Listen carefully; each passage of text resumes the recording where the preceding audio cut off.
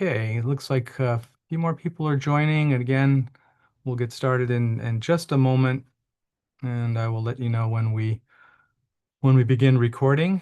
Again, you can leave your cameras off, and you can mute yourselves. Okay. So I think we're going to begin. So I'm going to also. Okay, so I'm going to begin recording our meeting tonight. So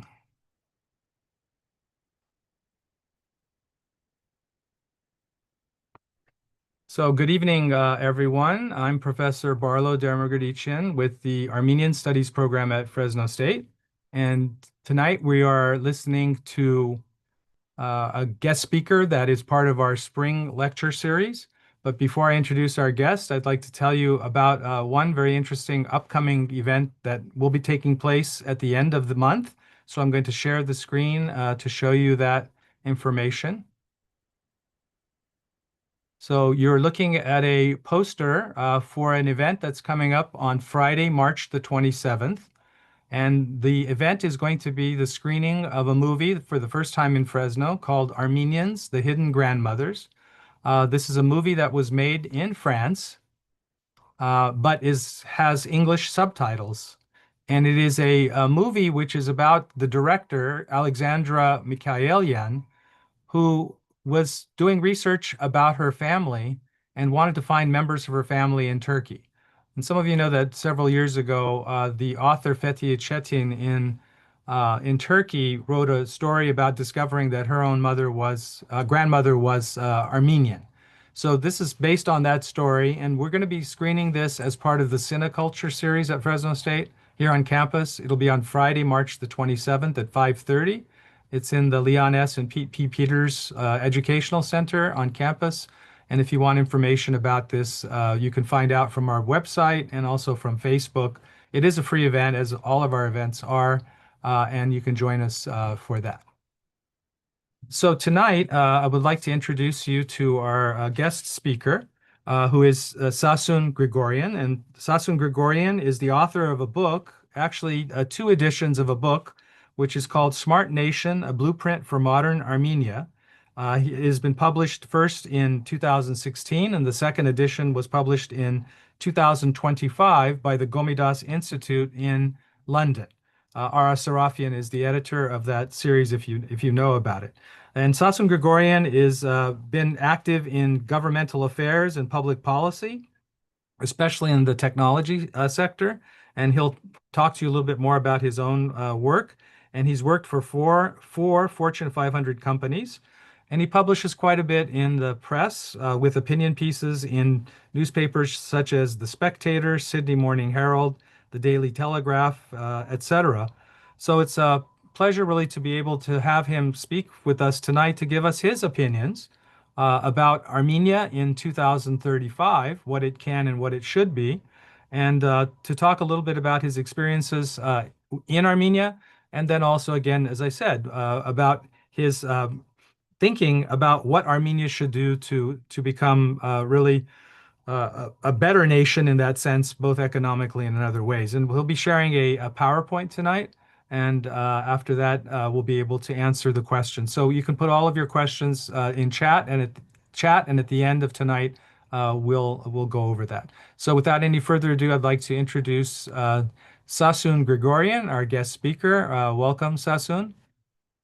You'll have to unmute yourself. You got it? Yeah, there you are. Thank you. Well, And thank you, Barlow. Thank you. Thank you for the introduction, and thank you for Fresno State for this opportunity to present to you all. It's a great honor for me to present tonight. The Armenian Studies program, I think, is a well-known institution that has spanned more than 4 decades. So it's a great honor for me to be able to present and be part of the program. And thank you for the opportunity. Today, as Barlow mentioned, I'll be talking about Armenia in 2035. And I note Haraya's comment already that, yes, it is the Republic of Armenia, the third one, if we're going to be precise. We're talking about as part of today's presentation. I should mention that I did have an opportunity to visit Fresno once. It was more than 10 years ago. I didn't, unfortunately, didn't have much opportunity to spend time there, but I was kind of blown away by the scenery there and the San Joaquin Valley. It reminded me why a lot of Armenian migrants went there over 100 years ago with the farming and other opportunities there. So I've once visited that very scenic place in terms of the valley. I want to say from the outset that I am not an academic, nor do I claim to be. My talk will be drawn from my book that Bala mentioned, which is Smart Nation, Blueprint for Modern Armenia. And there's a number of different observations and recommendations that are drawn from the book. A bit about myself and why I kind of was drawn to this topic is as I mentioned, I'm not an academic, but I have worked in government affairs and corporate affairs space for a number of different companies and for government for many years. So if I have any expertise, if I could claim that, is in the view from public policy, how countries develop policies, which then leads to certain outcomes, and that's kind of been my interest, and that's kind of where the viewpoint I'm coming from. I also want to thank Aras Sarafian, who was mentioned earlier by Barlow from the Gomidas Institute. He is based in London. He published both my editions of my book, Smart Nation, and the Gomidas Institute does a lot of work, great work, promoting Armenian studies. And if you haven't had a chance, I'd recommend you visit their site. They've got a number of different interesting books covering Armenian topics. So, like I guess many of you on this call, I've always been interested in Armenia and how Armenia can progress. And this talk will cover some, I think, practical ideas, or a practical vision, what Armenia could and should be in a decade's time. For those who aren't familiar, the first edition of my book I published in 2016. And by 2025, around 70% of the 30 or so recommendations I had in that book was either adopted in full or in part by the Armenian government.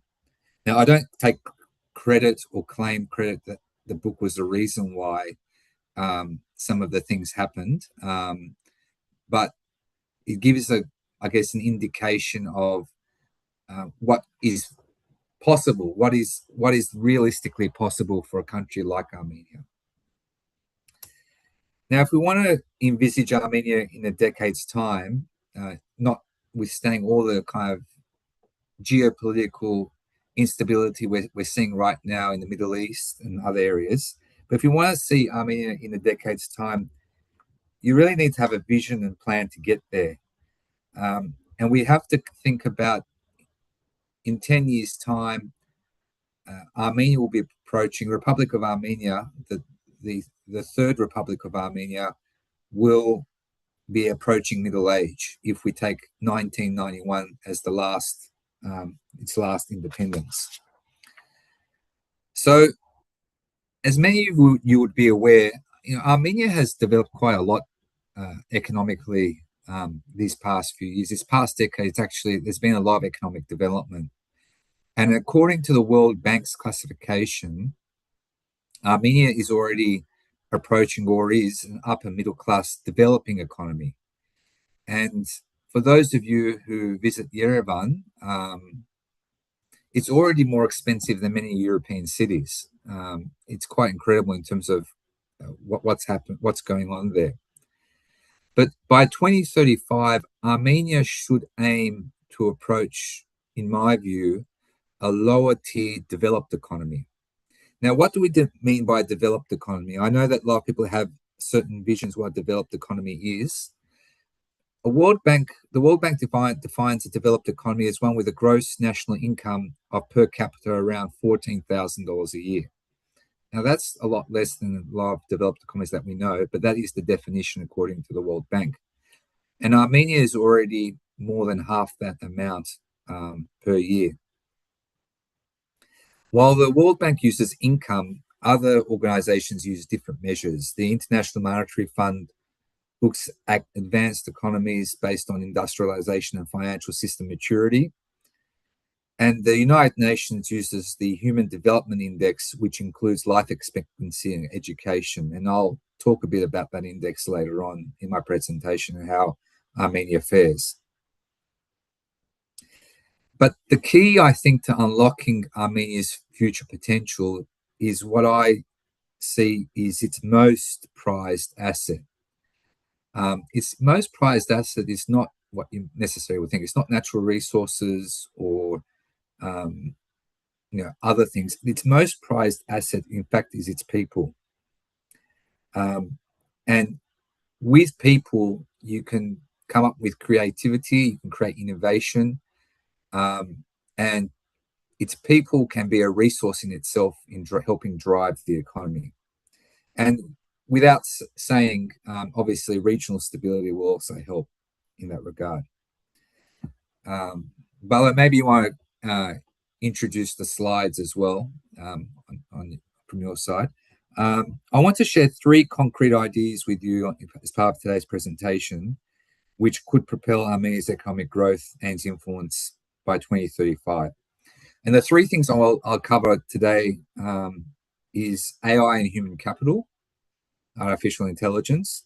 Second is what I define should be a smart foreign policy. And third is the notion of a porcupine defense plan. So we can go to the next slide, please. Armenia's technology sector, as it's been kind of widely reported, is really the jewel of the crown in its economy. And it's on track to become its largest industry segment. In 2023, the information technology sector's turnover reached approximately $2 billion, marking a 43% increase from the previous year, and obviously has increased since then. Armenia has already twice hosted the World Congress on Innovation and Technology, and has underscored an ambition to become a hub in the region for technology. Next slide, please. In late 2024, the Armenian ecosystem achieved a major milestone. For those of you in California, you would be familiar with Service Titan, founded by 2 Armenians, Ara Mahdessian and Vahe Kozoyan from Los Angeles, which became a publicly listed company valued around $9 billion at the time of listing in the NASDAQ. Now, even though the company is founded by Armenians and it was from the United States, they've got a significant presence in Armenia with a lot of engineers based in Armenia. And this image that you see here is actually from their office from Yerevan. In 2016, I predicted that Armenia would establish its first unicorn within a few years. And by 2021, it had, and that was through Picsart.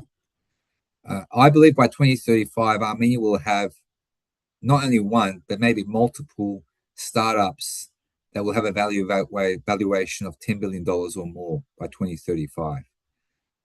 In other words, Service Titan equivalents by then.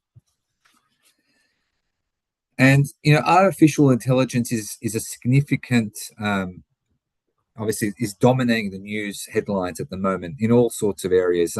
People have already talked about how it's replacing jobs or could replace jobs. And it's the single biggest technology development probably since the internet or World Wide Web. I've worked for companies like Microsoft, eBay. I also work for Salesforce at the moment. But artificial intelligence is really a very significant development. There's going to be use cases that we probably haven't envisaged yet.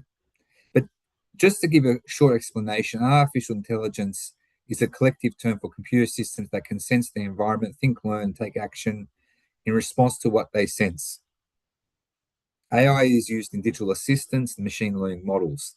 Now, it's predicted that AI could contribute $15 trillion to the global economy by 2030. That is equivalent to the Chinese economy now, or half the size of the US economy now. So it's a very significant development, and it will operate essentially like another layer of infrastructure, just like utilities, energy and water transport. It's going to be a critical component of every part of the economy. And no economy or country can be left behind. Any country that is slow to adopt or make use of this technology, will be impacted significantly. So let's look at Armenia in this context from a global point of view and how it fares. So according to the 23 AI Preparedness Index, Armenia ranks 70th around 165 countries. The index assesses nations' readiness to adopt and implement AI.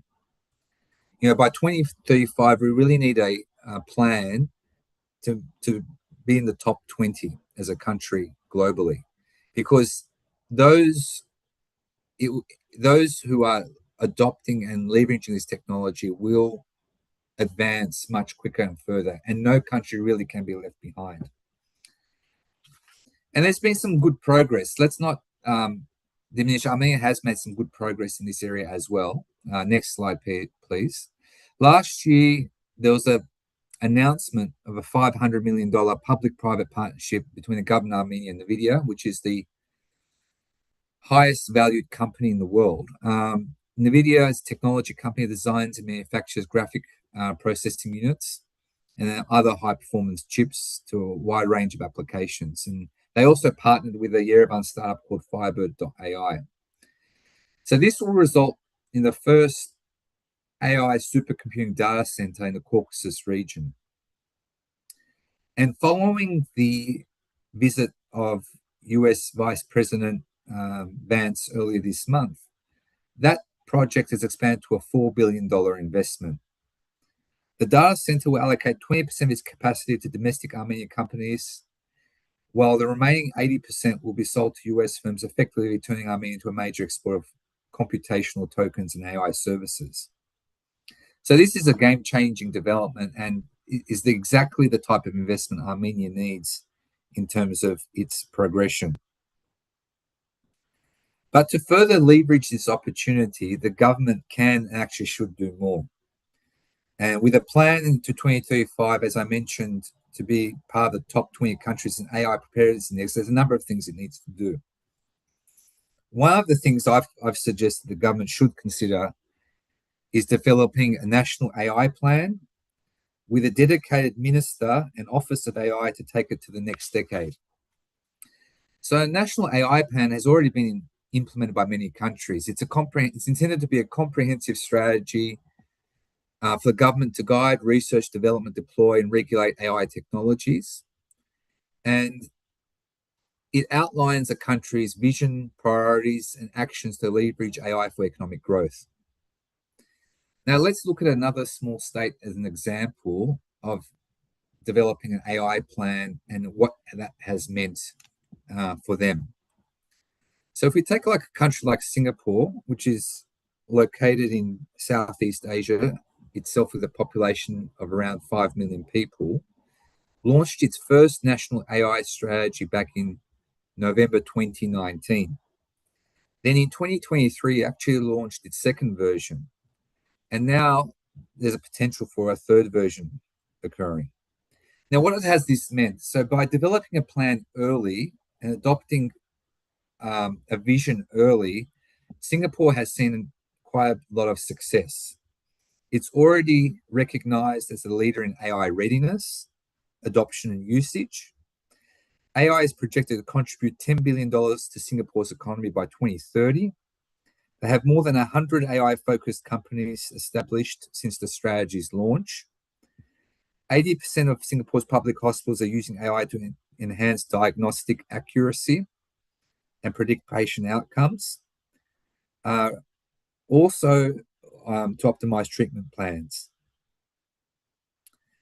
AI has helped with traffic management system and has already improved traffic flow by between 10 to 15%, as well as more than 20,000 professionals have been trained through AI through different government programs and subsidies.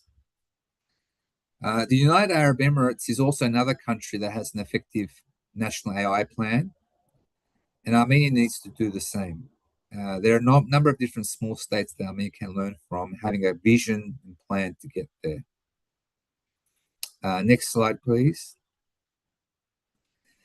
So one of the, I think, a model innovative idea, and Armenia should be credited for, is the Tumos Center. This is an image actually from the Tumos Center in Armenia, founded in Yerevan. Tumos Center provides training to teenage and secondary age students in terms of digital skills in a whole variety of different areas, whether it's from digital production on a whole range of different industries. And it's been such an important concept that it's been adopted by many other countries around the world. And it's been an idea that's basically been exported to other countries. And as I mentioned earlier, Armenia's most prized asset is its people and human capital. So human capital is the knowledge, skills, competencies, creativity of a nation's people.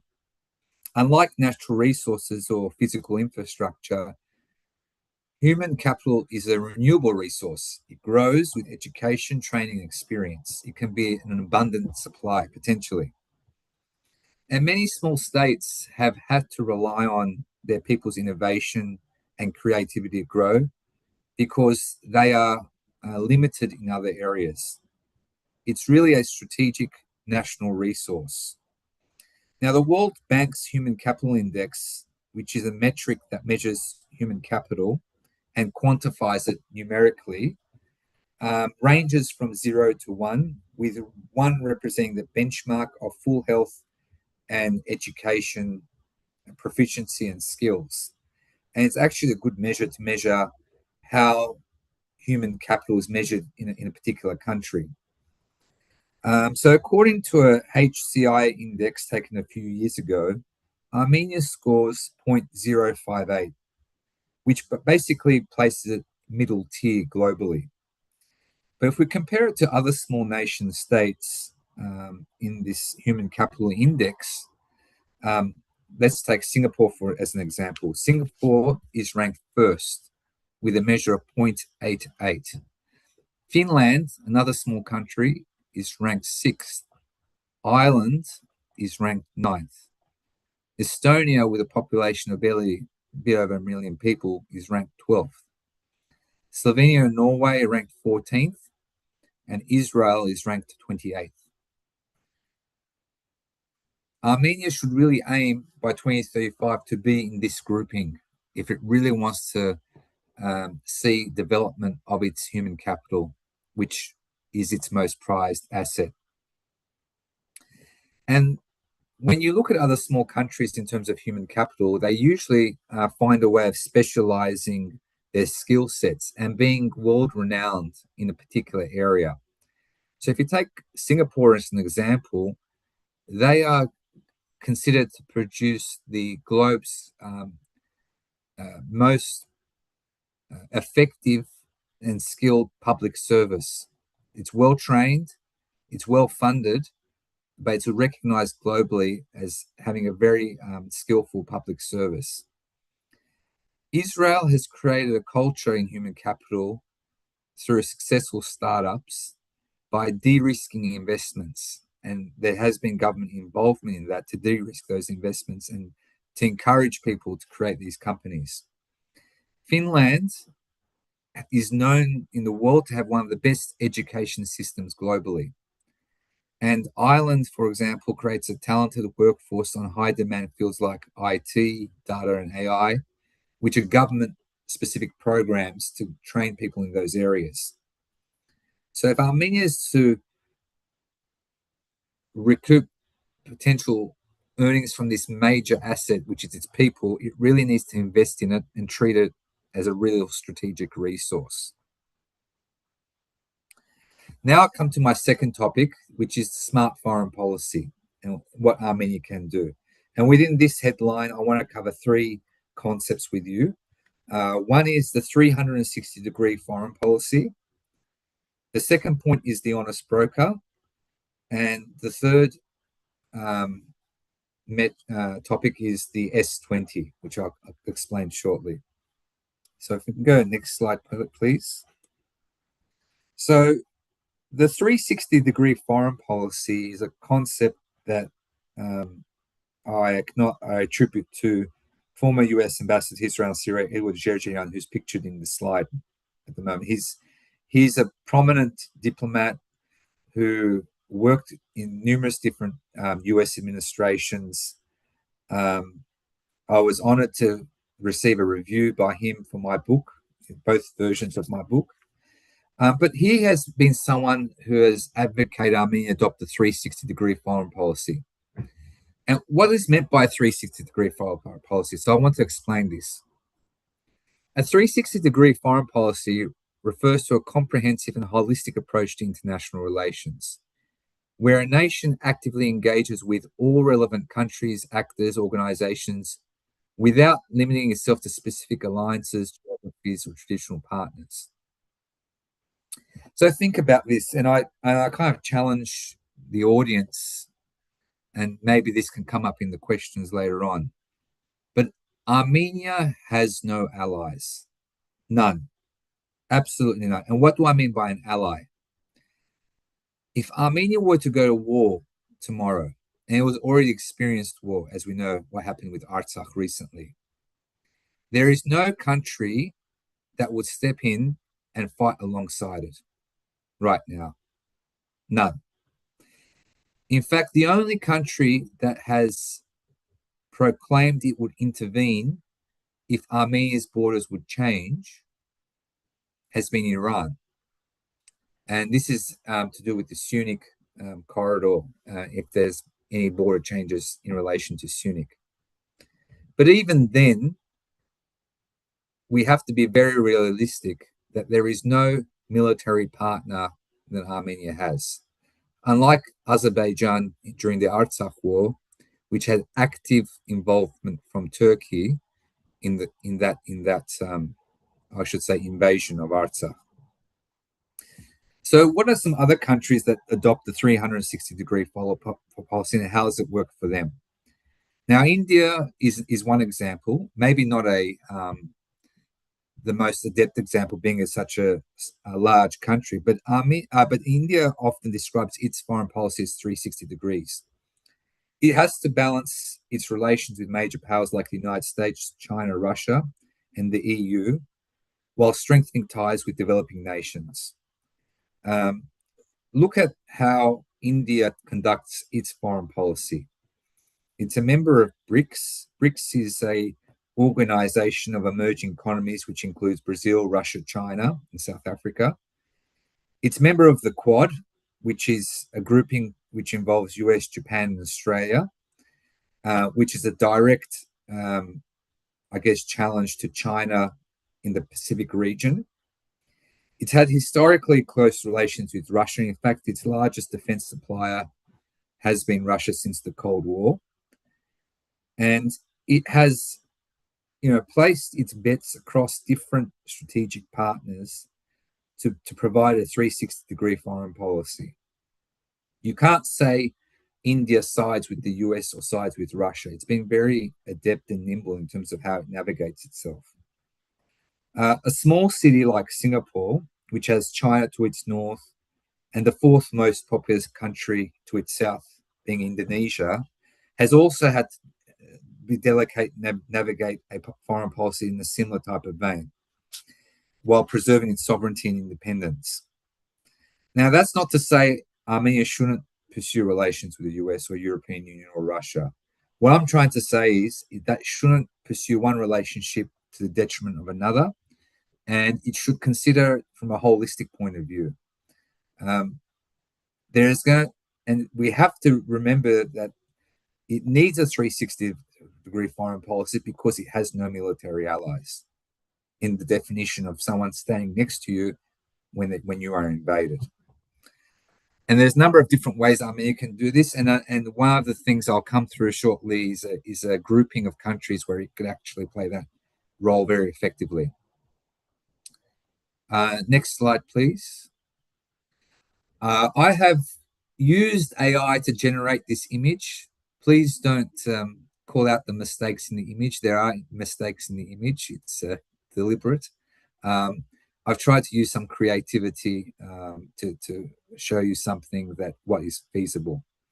Now, as we know, in the Middle East, there's a we're experiencing a significant conflict at the moment with Iran at the center of it. I don't need to explain people of this call what is happening. I'm sure everyone is following international developments closely. But what I want to bring to your attention is up until and leading up to the conflict, there was one country that was acting as a mediator between the United States and Iran to help try to diffuse the conflict. Even though it wasn't successful, there was a mediator involved, and it was another small country, and that country was Oman. But my question is that Armenia actually has a very strategic role, how it could potentially be a honest broker for different conflicts around the world. And an honest broker can be a very important strategic, put itself very strategically important. A small country that does this quite well is actually Qatar. Qatar tried to act as an honest broker between Israel and Hamas during that conflict, and has also acted as a mediator for other conflicts as well. And actually, within its diplomatic service, one of its missions is to act as an honest broker.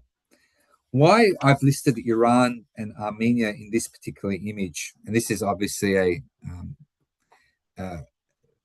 hypothetical image generated, is because there is no other country in the world which has a long millennia history with the Persian civilization and what is now the Islamic Republic of Iran than Armenia. The ties go back quite a long way. And what surprises me is that Armenia has obviously a voice that it has with the United States, with the European Union, and also has a dialogue with Iran historically. Why cannot Armenia serve as an honest broker in this scenario? It could be a country that is trusted by both sides. It has a strategic importance for both the West and a country like Iran, and could be actively engaged to broker some type of agreement. In fact, the Armenian government could deploy a special envoy for this task, just like it did for Armenia and Turkey relations, which I actually proposed in my first edition of my book and was since adopted. So we need to think of Armenia, how to elevate its importance and become a strategic player. And being an honest broker, countries like Oman have done, countries like Qatar have done, is something that Armenia can do and should consider doing. Next slide, please. So again, this is an AI-generated image. Please don't call out the mistakes. There are quite a few in this image as well. And the next concept I want to kind of convey to you is the S20. So what do I mean by the S20? So the S20 is actually a concept introduced by former president of Armenia, Armen Sarkisyan. He's written a book called The Small States Club. If you haven't read it, I'd recommended reading for you. But the Small States Club is a concept that is an organization which represents the interests of small states. Now, you've heard of the G20. The G20 represents the 20 largest economies in the world. The G7 which represents mainly the top 7 countries of the world. The G20 is actually the 19 largest economy in the world, plus the European Union, to bring and coordinate policy together.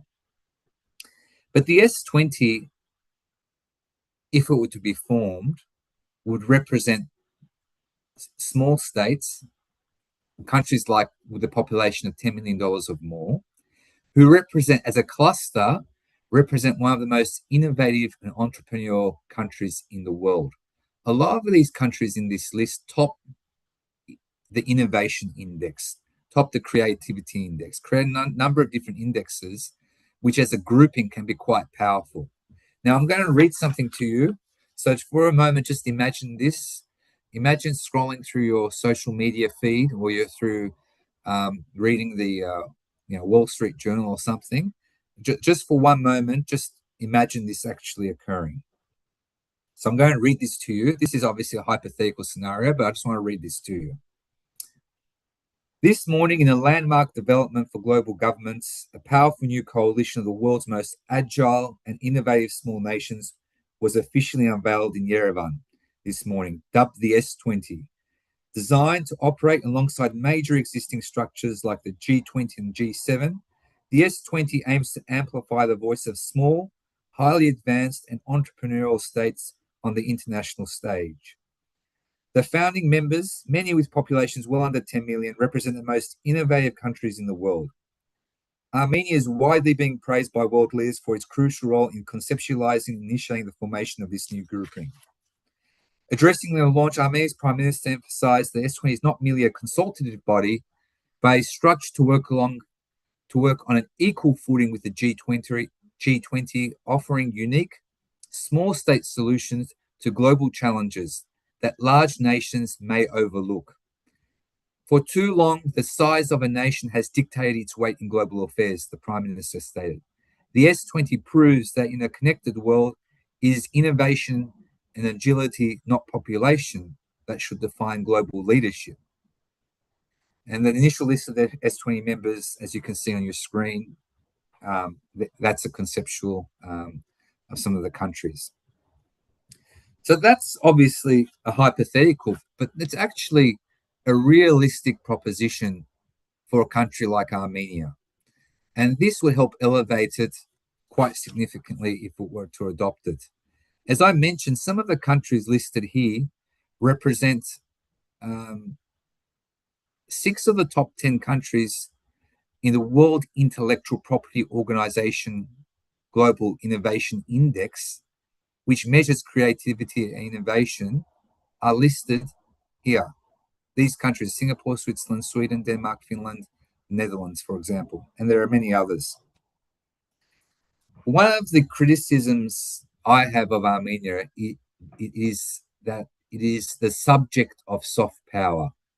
In other words, other countries try to project soft power onto Armenia. And I would argue in recent years, the United States have been very effective in doing that within Armenia.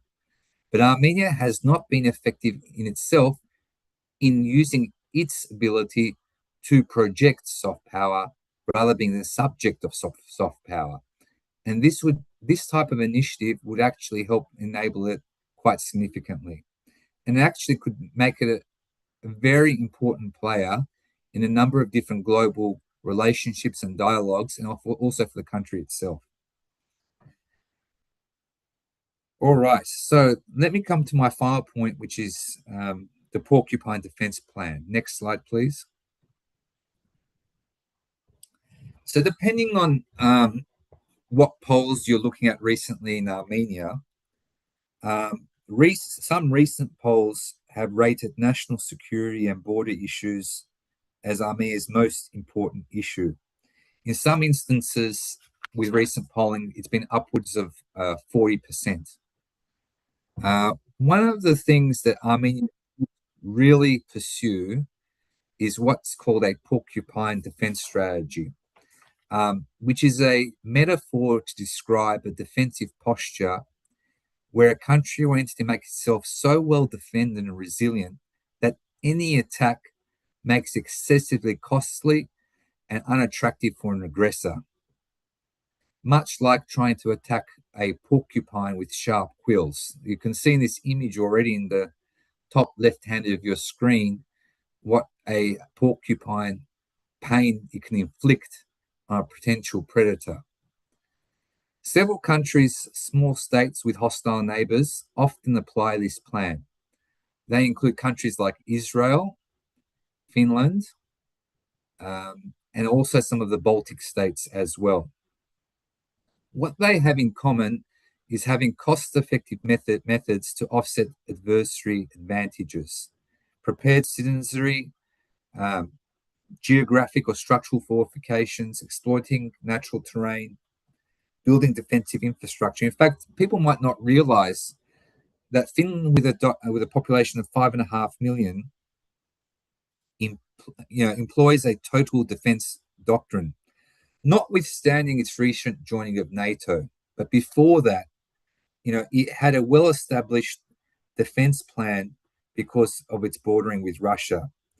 In fact, Finland obviously has natural terrain to combat itself, to defend itself, but it has one of the most significant underground infrastructures in the world to prepare itself for any type of attack.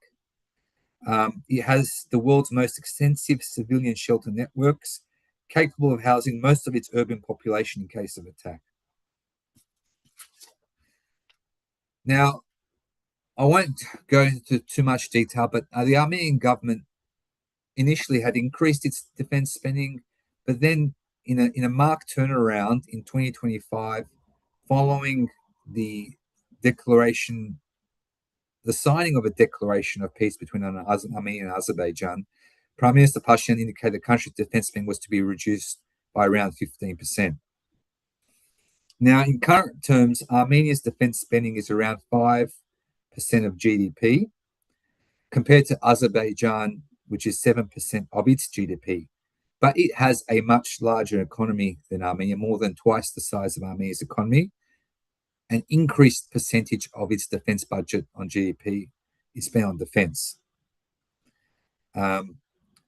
Peace is not necessarily secured through concessions, but is secured by having a very strong defensive posture. Israel's Iron Dome is also another example of a defensive posture that Armenia should also consider. And I should note, I'm not a defense expert or a defense specialist, but it is much cheaper to effectively defend yourself than to be an aggressor in a military tactical point of view, both in weapons development and in a whole range of different scenarios. Next slide, please.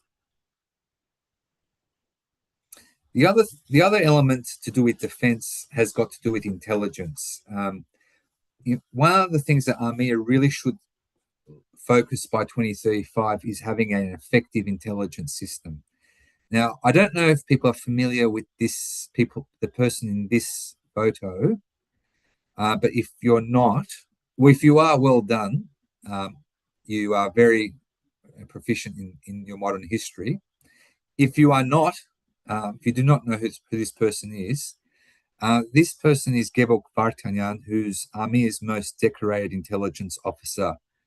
He served in the KGB in World War II, and with his wife Gohar actually thwarted a plan by Hitler to assassinate Stalin, Churchill, and Roosevelt at the Tehran Conference in 1943.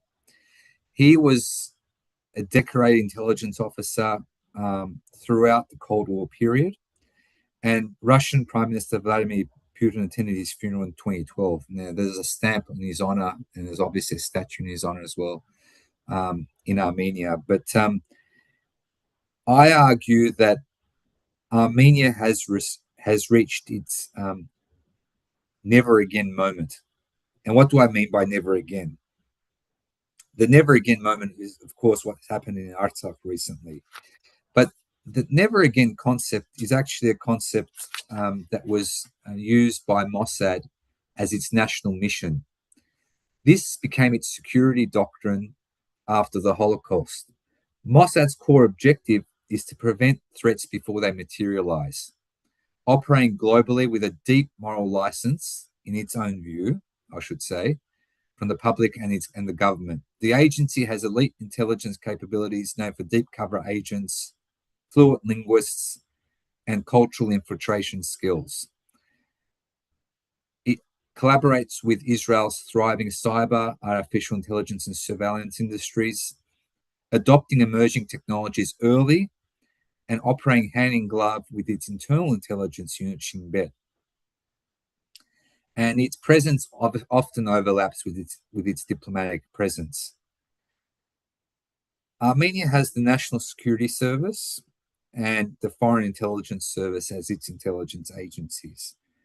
And what it really needs to do is have a very robust intelligence system to combat potential threats before they materialize. The war in Artsakh in 2020 should have been preempted long before it occurred. And there should have been more efforts made to prevent that actually occurring. But I won't go into that too much detail. Otherwise, this talk will be very, very long. I've actually gone longer than I thought talking, so forgive me. But I'll just quickly sum up.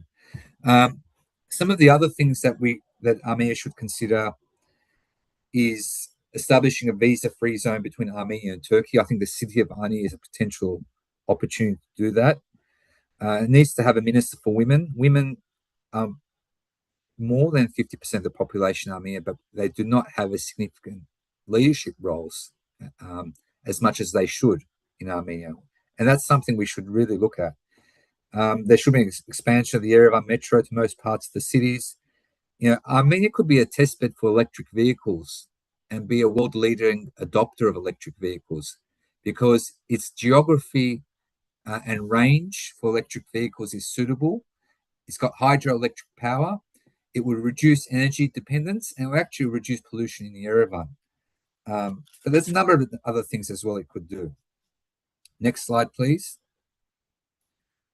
Another thing just to think about is this slide shows air traffic that has been occurring as a result of the Russian-Ukrainian conflict and the conflict that's happening in Iran.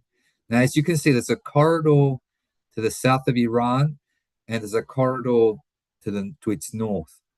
And Armenia is already becoming an increasingly popular international destination, but it also could be a very popular transit destination as well, acting as a second tier or hub to Dubai Airport, which is one of the largest in the world.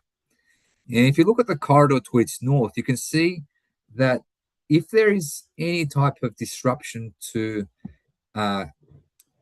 air traffic, particularly to Europe from Asia, Armenia can serve as a very valuable and trustworthy corridor for this type of route.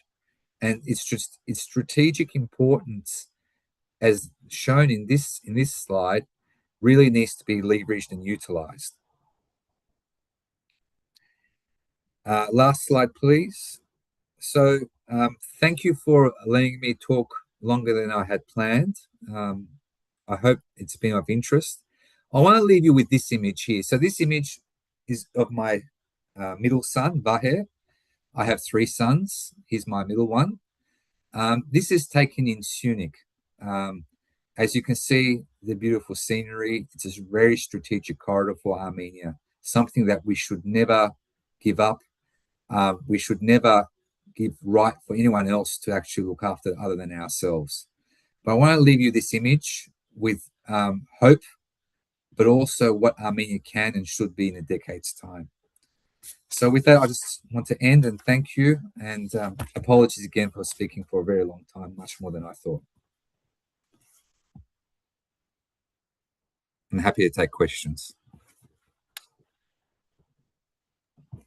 Thank you very much, Sassoon. And we're going to now take some questions. So I'm going to be looking in the chat, and I'll be reading some of the questions, and then he'll answer. And if anyone in the audience would like to add questions, just go ahead and put them in the into the chat. So we have a question, which is, given that Armenia's judicial system has not undergone comprehensive reform and continues to face serious challenges, particularly in prosecuting large-scale financial crimes of the past, how realistic is it to expect the country to reach the level of states such as Finland or Estonia, which are known for their effective judicial systems? So the comment, without substantial reform of the courts, how can Armenia realistically align itself with such models or attract the level of investment necessary to develop its human capital? So, I mean, there's more to that, but we can start with that part of it. Yeah, thank you for the question. And in fact, that is an important element of it. And I don't want to diminish the importance of the question, but if we look at corruption in Armenia versus a decade ago, in fact, it has declined. Now, there is a corruption problem within Armenia, including the judicial system, but it has improved. So the trajectory, it's on the right trajectory. One of the things I've mentioned in my book is that Armenia actually has an anti-corruption strategy which covers a number of different segments, and we need to make sure that the judiciary is completely independent, like it is in other advanced economies. I think that element will be due to cultural shifts. It will need to be in reforms that it's implementing. There are a number of reforms that are underway. The corruption index needs to be in the right direction, which it is, but it needs to continue as well. So I don't have really a solution to the question other than it is heading in the right direction, and Armenia needs to be very vigilant. But the most important aspect is it needs to be a very independent judicial system. I think there was a second part to that question I'm going to ask too, and then there's another question. But the question is, how do foreign companies see Armenia perhaps as a safe investment, or would they be willing to invest in a place like Armenia if it's perceived as having weak legal protections? And then also maybe the Russia factor, because of Russian American ties or Russian ties, tensions with Western countries. How will that affect investor confidence? So, have you seen maybe some changes? How is investment? Is it going up in Armenia, I guess, is a general question? Foreign investment? Yeah, the investment is definitely going up. And if I can maybe share some personal perspective, given I've worked for different multinationals and how these types of countries are viewed. Typically, investment into a market, there's a number of differing factors that occur. Obviously, stability, laws is one element. The market size of that country is another element. The skills component of that country is another one. And whether that country can serve as a hub to other countries as well. So Armenia has some things against it and some things for it. The things that are against it is that it's a small market, that people that invest there won't necessarily do it for that particular market. It's to serve a greater purpose for that company or a skill set that can be found in Armenia but not in other countries. The other element that is against it is that it's in a turmoil region. The things for it is that it has a very educated workforce, and it is seen a place to invest because it's got the workforce to support the skills. And it is, despite the stability issues around the region, Armenia itself is seen to be more stable than some of its other countries. I mean, you have Azerbaijan, which has one ruler there for many years. You've had other, Turkey, despite being a big country, has big inflation at the moment. For example, Iran to its south, we know what's happening there. Russia's in a conflict. So it actually can be a strategic, important play in that regard. Investment, if you look at the investment happening in Armenia, it's actually increasing. There has been increased investment, but Armenia needs to make itself more valuable. And what do I mean by that is that it needs to project itself as a more valuable resource than what it currently is. In other words, many people might see it as a small country with limited resource, limited market, and dealing with all these different issues. So that's a role that Armenia can do much better. But investment definitely is on the way up. And one other thing I should mention, despite the national security concerns in Armenia, which are quite serious, and there is vulnerability, one of the things that has improved in the past decade has been Armenia's economy. It's grown in size, and also GDP and the like has increased. Great. There's another question. So the question is, do you feel like making all of these advancements in the defense plan that you're talking about will open up Armenia to have more allies in the future? And then if that's the case, will those countries help Armenia advance technologically as well? Yeah, I'm a bit suspicious in terms of whether Armenia will secure allies. No one, no one forms an ally without serving its own purpose or interests, and there has to be, I think one potential ally, which is not realistic right now, and this is the reason why I've mentioned honest broker, is if your country like Iran could be accepted by Western states one day, and Armenia can actually play that role, that is a potential country that Armenia can actually be allied with because they have shared interests.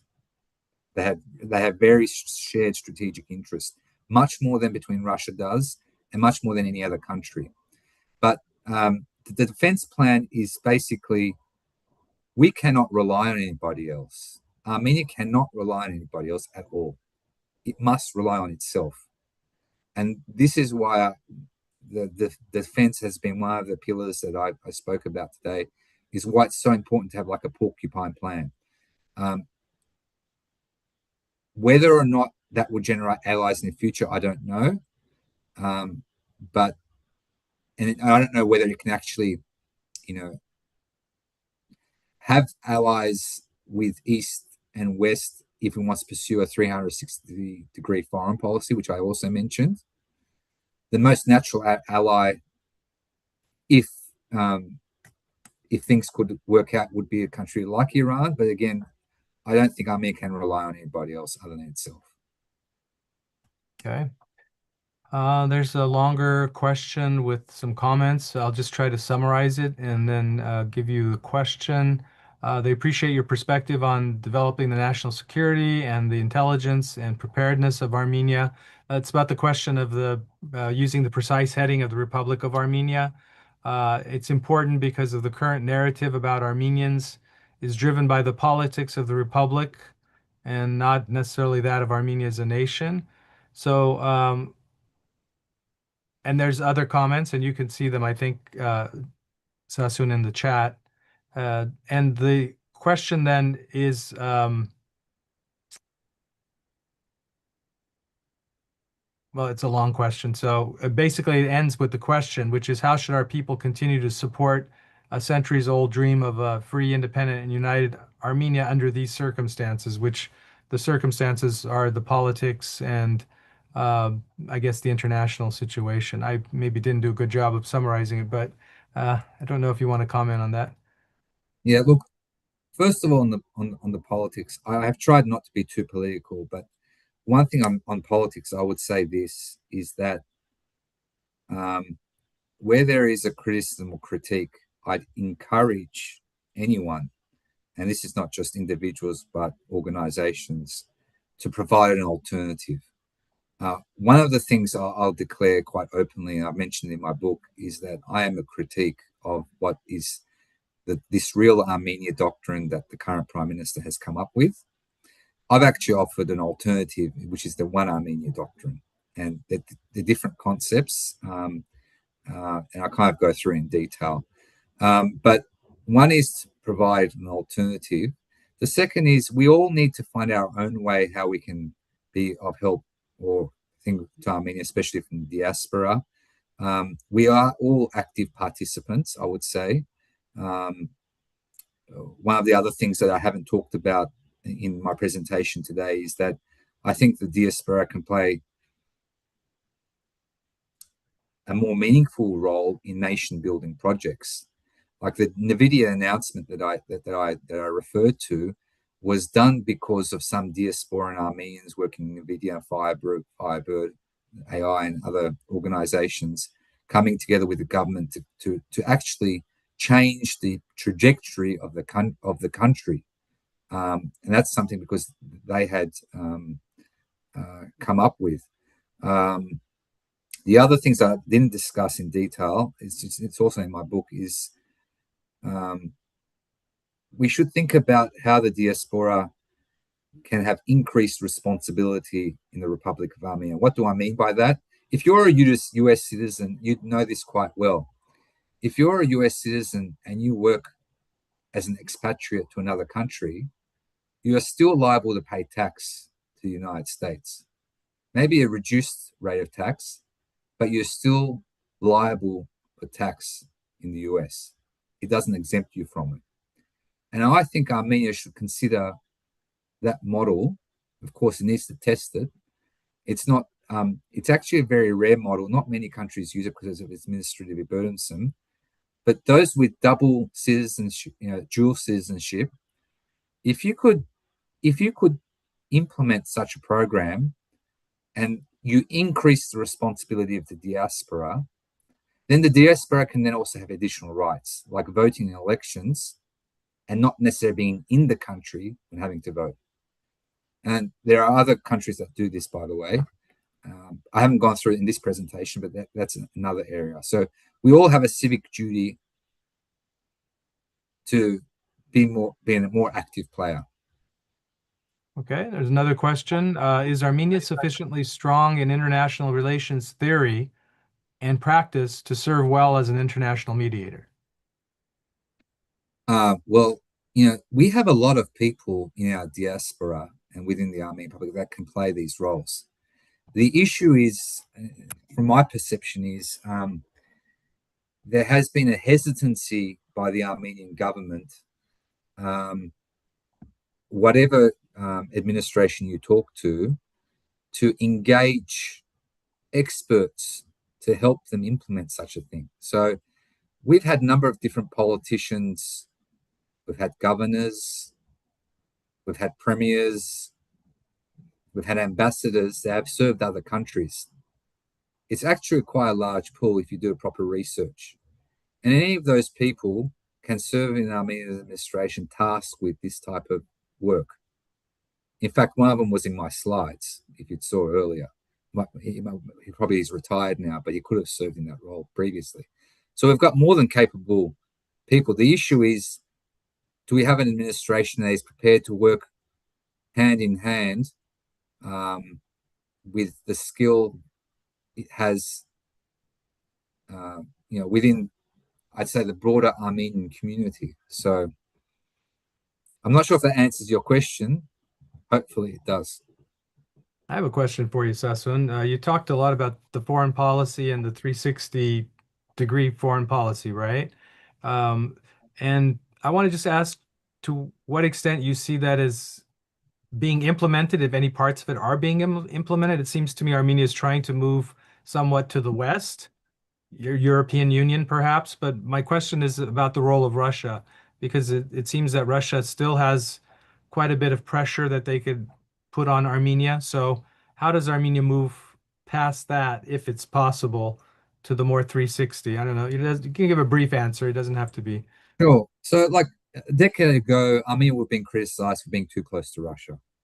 Now, it's probably being criticized being too close to the West. In fact, if you look at some of its financial funding, Armenia is becoming very reliant on the European Union for funding for a whole lot of range of things, which is actually a vulnerability in my view.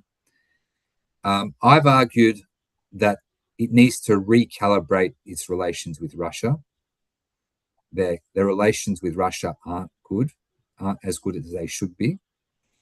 And it needs to find a balance between Western, Eastern, and other countries' interests.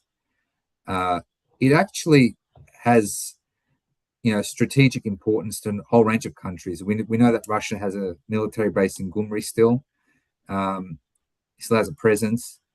Um, I would have negotiated better on the corridor, the so-called trip corridor leasing arrangement with the United States. And to do this and to have this type of foreign policy, it needs to be better at negotiating. In fact, there's a chapter in my book, sorry to reference my book, but there's a chapter called The Art of the Deal.